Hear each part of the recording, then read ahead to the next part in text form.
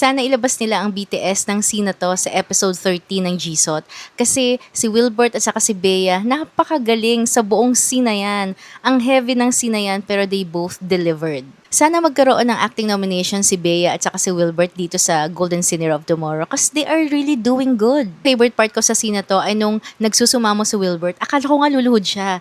Yun pala, uupo siya sa bed, tapos yumuko siya, humbling himself na patawarin siya ni Via kasi nga alam niyang kasalanan niya to. Hindi naman kasalanan niya talaga, kundi kasi yung mundo niya ay nagka-clash na sa ordinaryong mundo ni Via. Tapos ang ganda rin nung sinabi dito ni Via, yung sinabi niya na harapin mo to.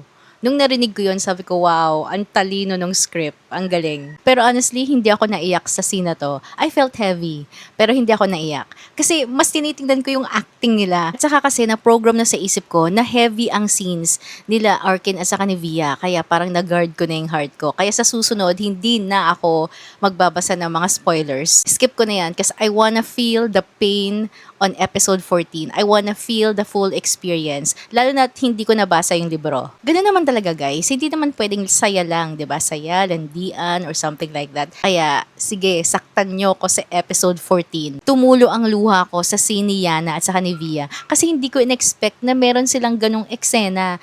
Pareho ba yun sa book na meron talaga silang ganong eksena? Kasi napaka-appropriate ng discussion ni Yana at saka ni Via on that scene, lalo na yung tinanong ni Via kung ano yung itsura niya at sinabi ni Yana na maganda ka Via, wag kang mag-alala. That scene is very relevant today, lalo na ang daming bashing online at yung iba nga talagang tinatarget na yung physical appearance ng tao, which is very unfair at can cause insecurity dun sa taong tinatarget ng bullying. For me, ang ganda ng pagkakasulat nun.